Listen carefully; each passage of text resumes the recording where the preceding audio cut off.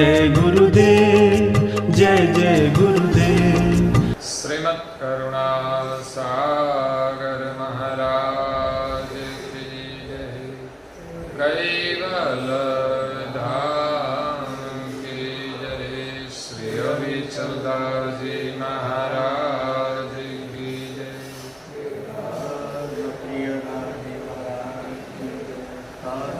सत्य सारे सत्य सारे सत्य। परम गुरु श्रीमद् करुणा सागर महाराज श्री रचित पंचम स्वसम वेद यानी पंचम सूक्ष्म वेद जंगम तिलक चिंतामणि स्कंद है तीसरा और चौपाई नंबर है 118।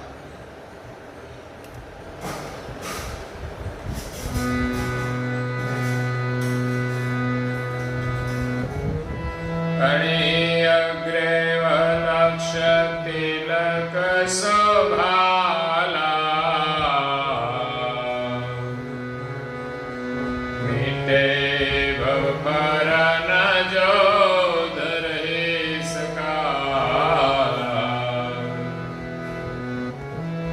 तिलक वाल खणय गम के खणे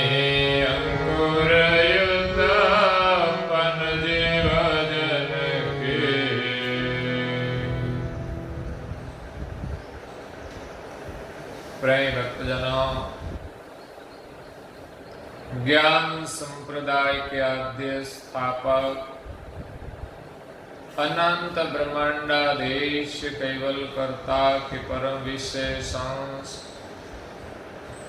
सकृत सिद्धांत का प्रतिपादन करने वाले अनंत अंशों के तारणहार कैवल धर्म धुरंधर नव बुद्धि के सागर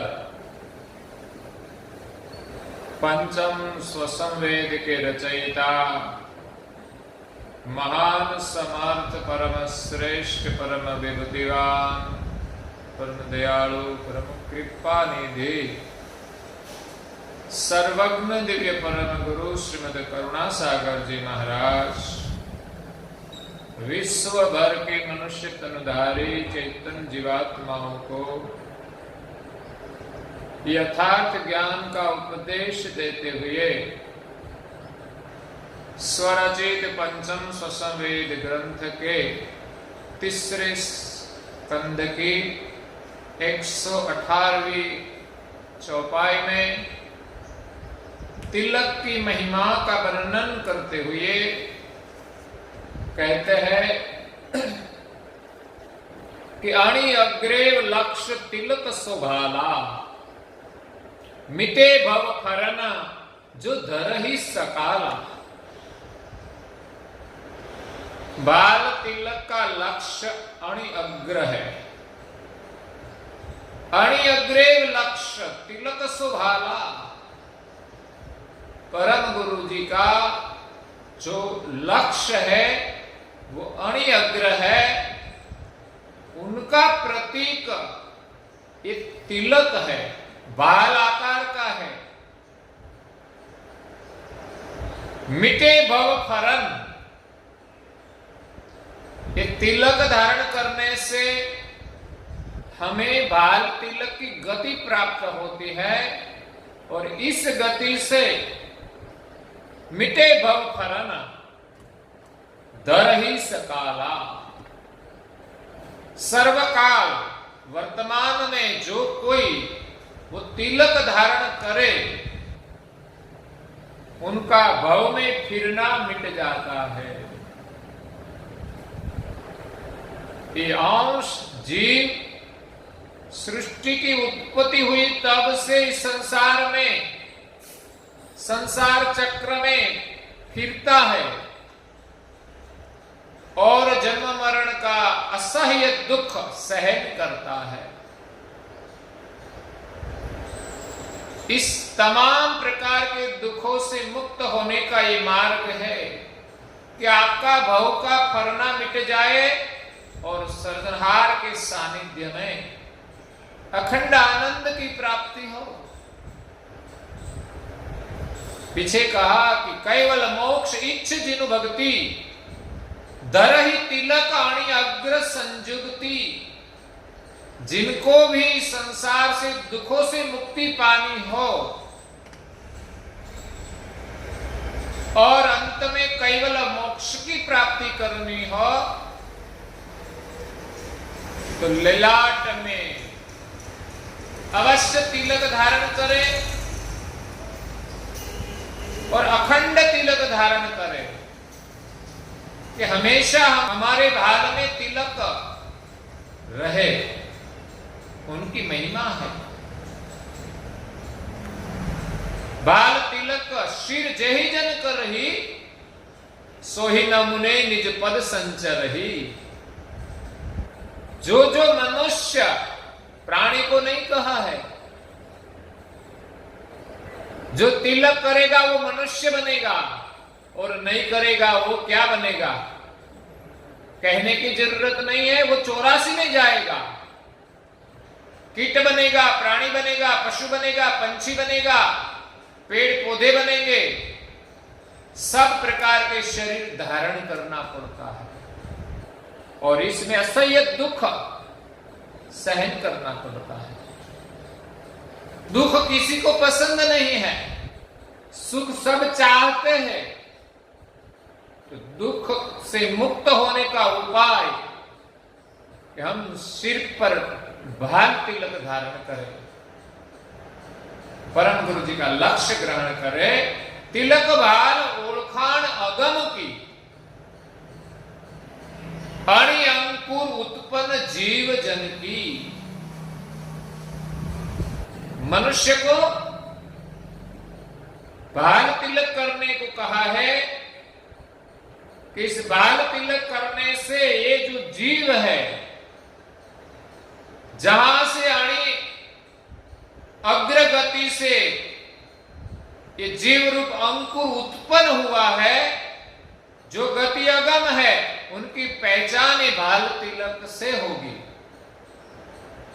ये तिलक कोई साधारण नहीं है, सिर्फ दिखावा करने का नहीं है। श्रद्धा से हम तिलक करें, नियम से तिलक करें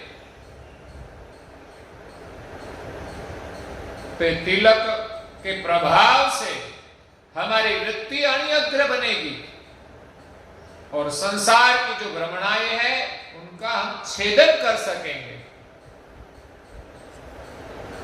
हमें कुछ अच्छा करना है लेकिन सामने इतनी कठिनाइयां हैं, कई बुराइयां हैं जिनको हम तोड़ नहीं पाते, इसीलिए हम सही कार्य नहीं कर सकते। तो गलत को छोड़ने के लिए, कठिनाइयों को तोड़ने के लिए हमारे में एक अणिअग्र ऊर्जा चाहिए, विश्वास चाहिए। तो साधना के मार्ग में आगे बढ़ने के लिए प्रारंभ में ही परम गुरु जी ने भाल तिलक धारण करने को कहा है। संसार में तिलक तो अनेक प्रकार के हैं, ऐसा नहीं जैसा हो वैसा हम कर दे, वो तो ठीक है, हम करें, अच्छा है। कोई भी तिलक करे वो संस्कार है, अच्छा है, लेकिन भाल तिलक की महिमा है। आगे परम गुरु जी कहते हैं, और छाप गुण किशोर लाने तिलक भाल गर ठेठ निशानी। तिलक भाल ते होते चक्रवर्ती अनंत ब्रह्मांड द्वीप सप्तधरती।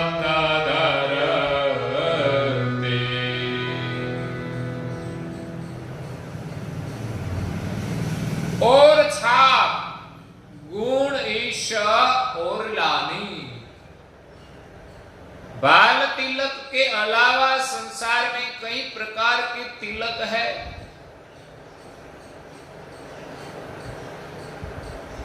परम गुरु जी कहते हैं कि वो सब तिलक छाप वो गुण के ईश की है।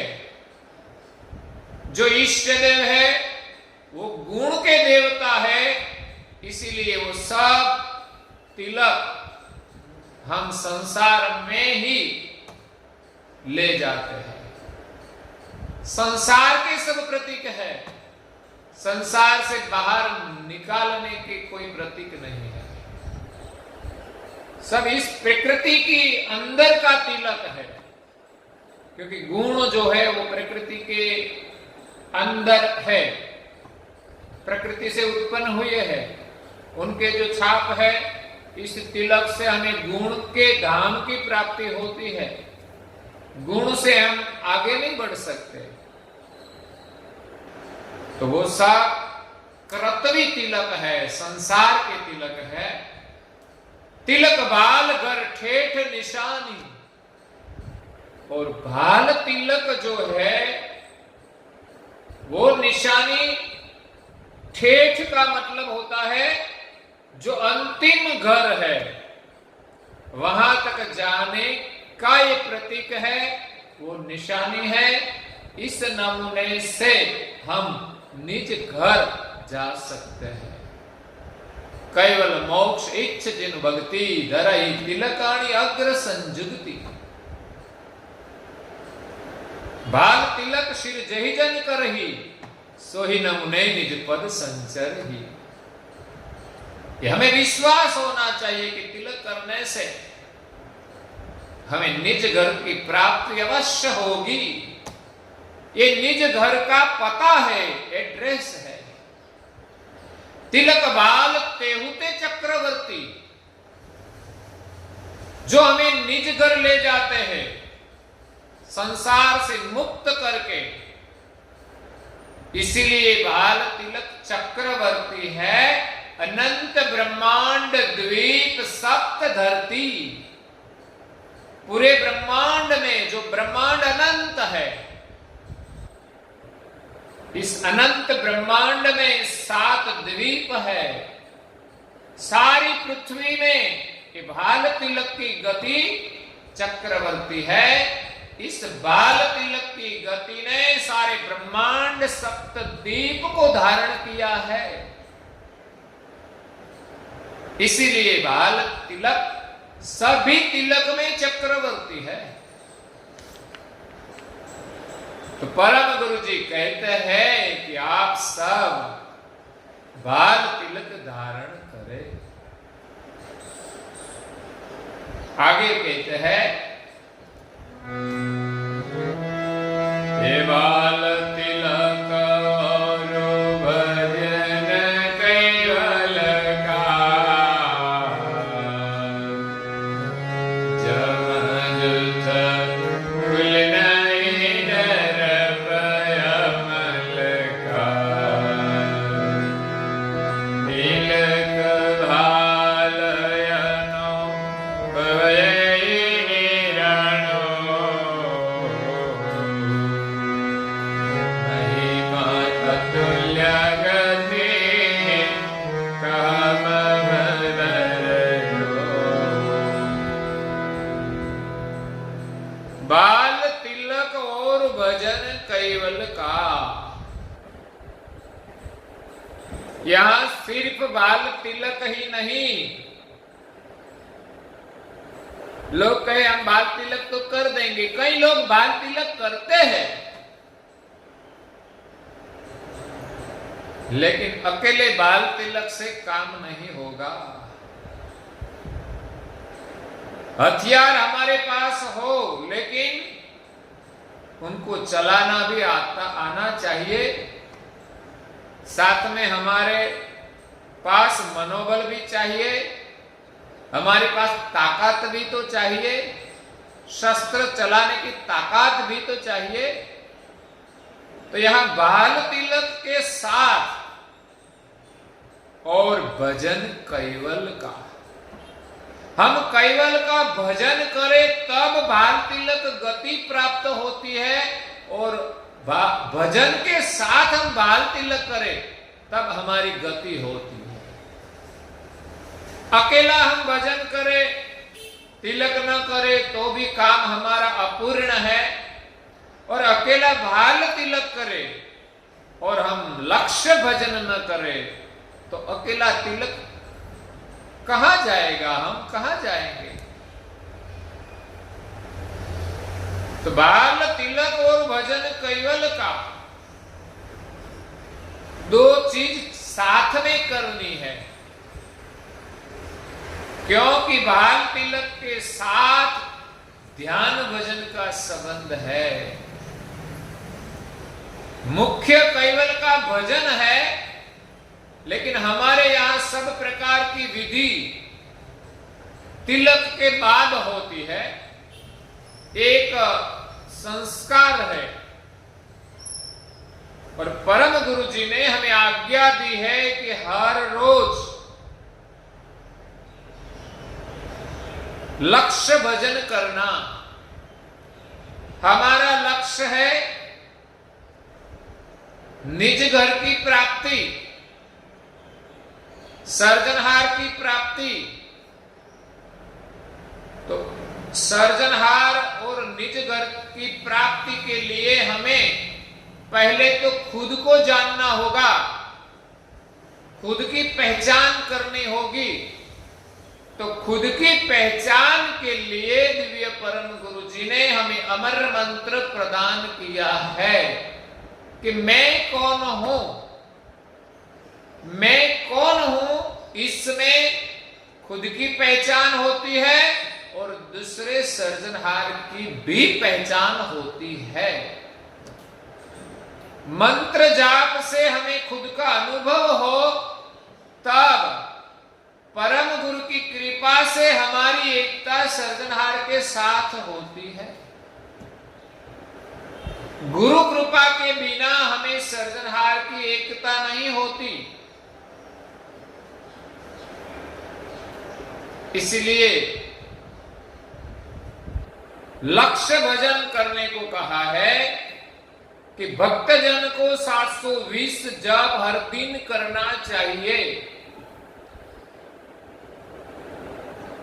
जो इतना नहीं होगा तो काम नहीं बनेगा, क्योंकि हमें जन्म मरण का महारोग लागू हुआ है, कैंसर से भी भयंकर है। उसको हमें मिटाना है। जन्म के बाद मृत्यु तो होता है, लेकिन मृत्यु के बाद फिर जन्म न हो, जन्म ही महारोग है। जन्म लिया तो जरा दुखम जन्म दुखम, व्याधि, जन्म जरा व्याधि और मृत्यु, 4 दुख है। लेकिन पहला दुख जन्म का है। कभी सुना है कि कोई हंसते हंसते जन्म लिया? जन्म लेने के बाद क्या होता है?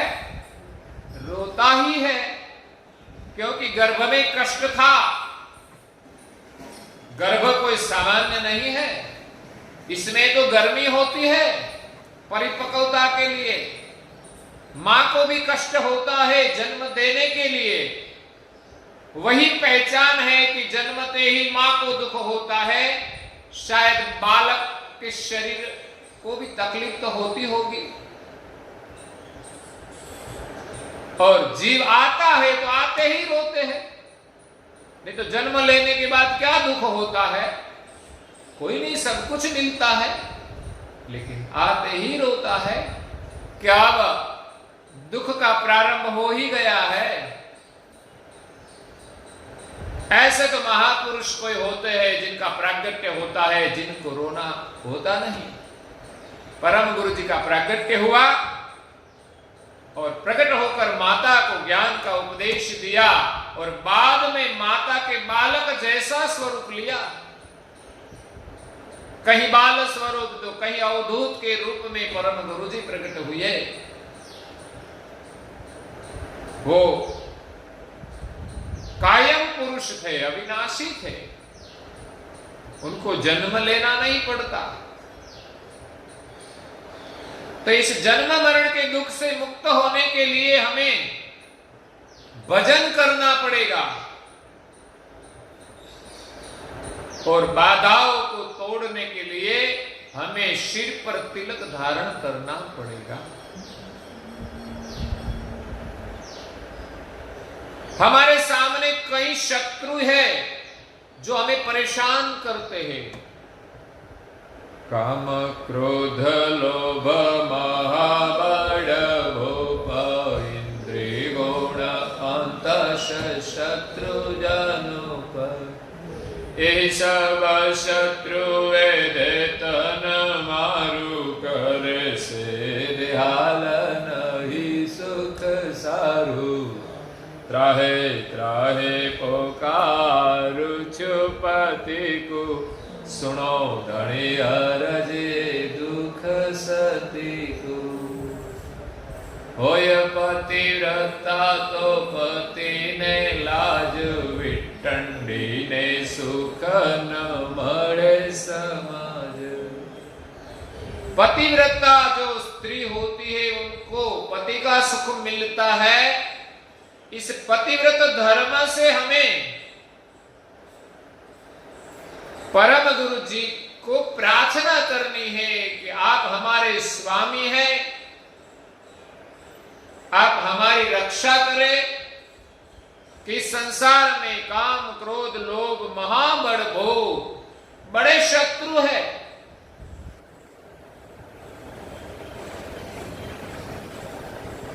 इंद्रिय अंतस शत्रु जनो, इंद्रिय अंतस शत्रु जनो, यही शब्द शत्रु वेदे तन मारू। ये सब दुश्मन मेरे शरीर को कष्ट दे रहे हैं और हमको बेहाल कर देते हैं, कभी सुखी कभी दुखी, ऐसा बेहाल हो जाता है। सुख तो थोड़ा मिलता है, ज्यादा दुख रहता है। कामनाएं सवार होती है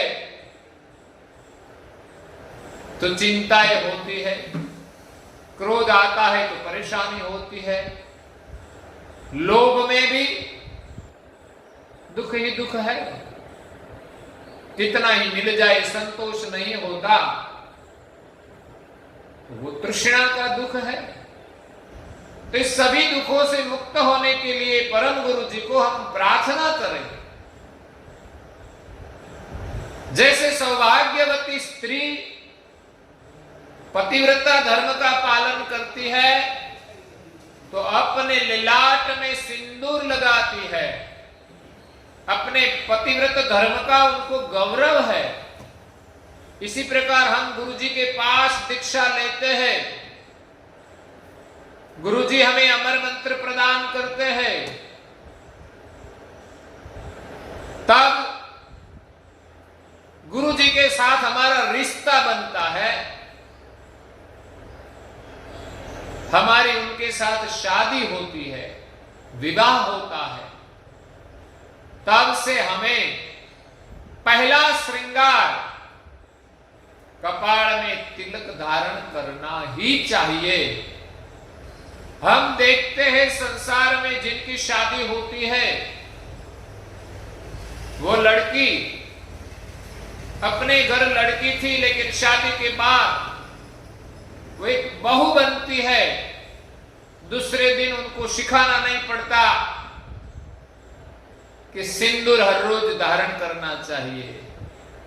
सबको देखते ही पता चलता है कि हमारी शादी हो गई है तो हमें हर दिन सिंदूर लगाना ही चाहिए। लेकिन दुख की बात यह है कि लोग कंठी बंधन कराते हैं, गुरु करते हैं,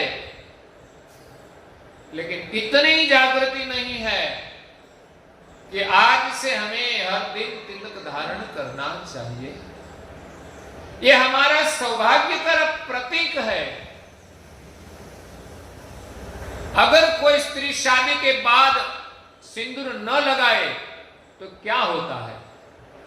कई प्रश्न खड़े हो जाते हैं कि क्यों नहीं लगाती है, क्यों उनके पति के प्रति प्रेम नहीं है, क्या और किसी के साथ उनका रिश्ता है।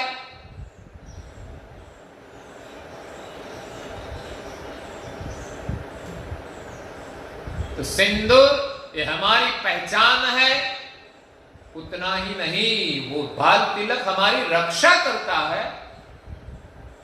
कैसे?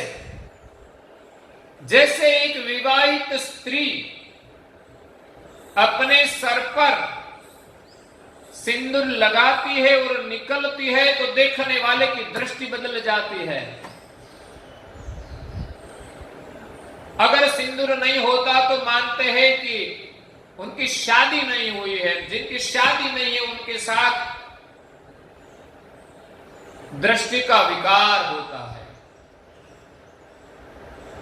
लेकिन जिनकी शादी हो गई है वो जानता है कि उनका तो संबंध हो गया है, इसीलिए वो हमारे साथ हमारे सामने देखेगी नहीं, क्योंकि उनका प्रेम एक जगह स्थिर हो गया है। जब तक कोई पति का निश्चय नहीं होता तब तक लड़की की दृष्टि भी चारों ओर फैलती रहती है, क्योंकि उनका कोई पति नहीं है, इसीलिए उनकी दृष्टि सब पर जाती है। वो स्वाभाविक है। जब तक हम गुरु नहीं करते तब तक हमारी वृत्ति भी संसार में भटकती ही रहती है, लेकिन गुरु करने के बाद हमारी वृत्ति गुरु के चरण में स्थिर हो जाती है। तो हमारे सिर पर गुरु है, उनकी पहचान का प्रतीक तिलक है और हमारी रक्षा भी करता है संसार के विकारों से। कई प्रकार की उपासनाएं हैं। हम जब भाल तिलक धारण करते हैं तो और प्रकार की उपासना में हम भटकते नहीं तो हम देखते कई भक्त है कंठी बंधन तो किया है लेकिन तिलक नहीं करते हैं, तो क्या होता है, और प्रकार के कर्मकांड में भटकते रहते हैं। क्यों? कि पति तो किया है लेकिन उसके साथ निष्ठा नहीं है। जिनकी पति में निष्ठा नहीं होती उन पर उनके पति की कृपा भी नहीं होती। कभी अनबन हो जाते हैं, वैसी परिस्थिति में वो उनकी मदद नहीं कर पाता। इसीलिए बाल तिलक का बड़ा महत्व है, जो हमारी रक्षा करता है। और हमें गौरव होना चाहिए। धर्म का प्रतीक के लिए भी हमें गौरव होना चाहिए। जैसे स्त्री गौरव के साथ कपाल में बाल में सिंदूर लगाती है, सर पे, जैसे स्त्री अपने सर पे गौरव के साथ सिंदूर लगाती है, वैसे हमें भी करना चाहिए। ये हमारी एक संस्कार की परंपरा ही होनी चाहिए। हमारे घर में कई सामाजिक परंपराएं हैं जो पीढ़ीगत चली जाती है, चली आती है। किसी को कहना नहीं पड़ता, वो तो हमारे दादा करते थे इसलिए हमें भी करना पड़ेगा। परिस्थिति अच्छी हो या न हो, सामाजिक जो रिवाज होते हैं जरूरी नहीं है वैसा भी करते हैं। तो ये बाल तिलक के संस्कार की भी परंपरा होनी चाहिए। हमारे सिर पर कोई सर्जनहार है, वो पहचान के लिए तिलक करना चाहिए। हम देखते हैं देव देवियों का जो चित्र है, फोटो है, सभी के ललाट में तिलक है, क्योंकि सभी देवों के सिर पर भी गुरु है। गुरु है तो मतलब उनके सिर पर कोई सर्जनहार भी है।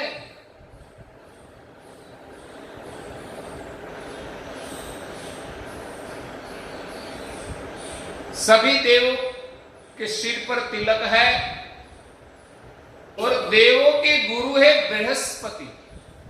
ऐसे तो सभी देव बृहस्पति को गुरु मानते हैं, लेकिन सबके सिर पर परम गुरु विराजमान है। जब भी दिव्य परम गुरु देवी धाम में गए तब सभी देवताओं के सिर पर गुरु थे, फिर भी परम गुरु के शरण में आए और परम गुरु के पास दीक्षा ली। क्यों? कि बृहस्पति गुरु तो थे, लेकिन उनके सिर पर कौन सर्जनहार है वो पता नहीं। बृहस्पति संसार की प्रक्रिया में जब बाधाएं आए तब मार्गदर्शन देते थे। वो गति बृहस्पति के पास थी कि देव भी संसार की समस्या में उलझ जाए तब बृहस्पति मार्गदर्शन करते थे। लेकिन सर्जनहार की प्राप्ति के लिए सबके सिर पर एक गुरु पद है, वो परम गुरु है जो करुणा की मूर्ति इस संसार में प्रकट होकर करुणा सागर नाम धारण किया है। तो हमें बाल तिलक करना चाहिए और साथ में भजन भी करना चाहिए। परम गुरु जी ने आज्ञा दी है 720 जप हर दिन सभी को करना चाहिए, क्योंकि जो वैद्य होता है उनके पास हम जाए, हमारी बीमारी है जन्म मरण की, उसकी पहचान करके वैद्य हमें दवाई देते हैं कि इतनी टेबलेट है हर दिन लेना। ऐसा नहीं कि जो कहिए उनसे आधा लेना। हम तो प्रारंभ में कहते हैं कि प्रारंभ में आप 120 जाप करें, बाद में समय जाने के बाद 240 करें, 2 मालाएं करें, बाद में 3 माला करें, 4 माला करें, ऐसे ऐसे आगे बढ़े। लेकिन डॉक्टर जब दवाई देता है तब पहले दिन से ही पूरा डोज लेना पड़ता है। इसमें दवाई बाद में कम होती है। यहां हम धीरे से शुरुआत करते हैं कि पहले थोड़ी थोड़ी दवाई लो, बाद में अभ्यास हो जाने के बाद पूरे 720 जप हर दिन अमर मंत्र का करना ही चाहिए। ऐसा हमें दृढ़ संकल्प करना चाहिए। उनके लिए सब काम छोड़कर हमें एक काम करना चाहिए जो हमारे जीवन में सबसे महत्वपूर्ण काम है।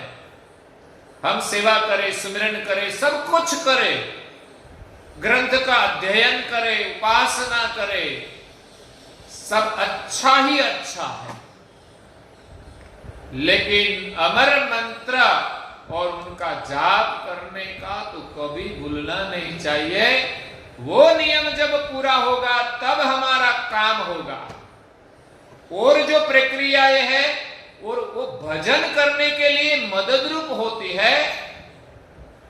उपासना, सेवा, सुमिरन, इस सब भजन में हमें बल देती है। नहीं तो हम सेवा न करें, सुमिरन न करें तो ध्यान भजन करना बहुत मुश्किल है। सेवा से ही सुमिरन का भाव आता है और सुमिरन जब निरंतर होता है तब ही हम भजन कर सकते हैं। इसलिए परम गुरु जी ने जो मंत्र दिया है वो हमारे लिए एक जड़ी बूटी है। भवरोग मिटाने की, जन्म मरण का रोग मिटाने की ये जड़ी बूटी है। तो 720 जप हमें हर दिन करना चाहिए। संतों को ज्यादा समय, क्योंकि उनके सिर पर संसार की कोई जवाबदारी नहीं है, इसलिए उनको 2160 जप करने को कहा है। तो अमर मंत्र का जप और भाल तिलक और भजन कैवल का दोनों साथ में जो हम करें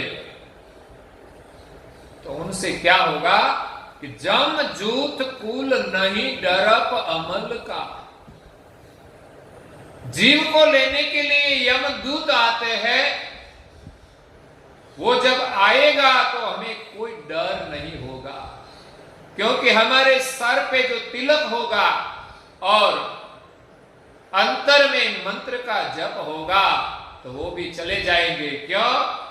कि हम खुद ही इस शरीर को छोड़कर जाएंगे और अपने लक्ष्य के अनुसार पुनः हमें मनुष्य का शरीर मिलेगा। तो परम गुरु जी का यह आशीर्वाद है कि एक तो हम भाल तिलक करें और दूसरा अमर मंत्र का जप जैसा करे वैसा, भावना के अनुसार जैसा हो वैसा हम करें। जैसा हम करेंगे वैसे सब कुछ ठीक हो जाएगा, तो मनुष्य जन्म मिलना तो निश्चित हो जाएगा। इसलिए सभी देवों के सिर पर भी गुरु है और उनके ललाट में भी तिलक है, तो हमें भी हर दिन परम गुरु जी का आज्ञा के अनुसार कुमकुम और चंदन का तिलक करना चाहिए, जिनका वर्णन यहां आगे किया है। तिलक बाल अनुभव यही निर्णय। परम गुरु जी हमें बाल तिलक का अनुभव का निर्णय कराते हैं कि बाल तिलक करने से कैसा अनुभव होता है। ऐसे तो बाल तिलक की महिमा अतुल्य गति कहा मम वर्णु।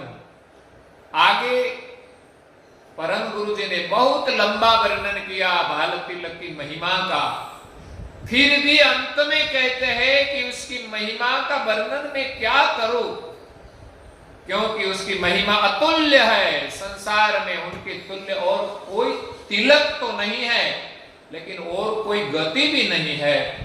इसलिए मैं तिलक का क्या वर्णन करूं। ऐसा अमूल्य तिलक करने को परम गुरु जी ने हमें कहा है। जो हम तिलक करें तो सर्जनहार की अतुल्य गति जो है वो हमें प्राप्त होती है। तो परम गुरु जी के वचनों में हमें विश्वास होना चाहिए। हमारी सब बाधाएं दूर हो जाएगी। इस भाल तिलक में इतना विश्वास है, इतना मनोबल है, और साथ में हम भजन करें तो हमारे में अमर मंत्र की शक्ति प्राप्त होगी। इसलिए भाल तिलक और भजन कैवल का करने से यम का दूतों का डर भी नहीं रहेगा। ऐसा ही भाल तिलक 14 लोक में चक्रवर्ती है, उसका अनुभव का वर्णन परम गुरु जी कहते हैं मैं क्या कहूं। तो हम सब भाल तिलक करें और हमारे परिवार के सभी सदस्य भी भाल तिलक करें। हम प्रेम से उसको बार बार कहे, एक दिन तो वो जरूर करेगा। जब तक उसके समझ नहीं आएगी तब तक नहीं होगा। और कभी जीवन में ऐसी समस्याएं भी आती है, कोई कहे अब मैं क्या करूं, अब तू भाल तिलक कर तेरा काम होगा। हमारा तो यही जवाब होना चाहिए। तो जो उस समय उसने किया तो उसका काम भी बन जाएगा, उनका विश्वास भी हो जाएगा। तो इसी के साथ आज के प्रवचन को यहाँ विराम देते हैं। आगे परम गुरु जी जो भाल तिलक का वर्णन करते हैं वो हम कल सुनेंगे। अस्तु सत्केवल साहेब श्रीमद् करुणा सागर महाराज की जय। कैवल धाम की जय। श्री चौदासी महाराज की जय।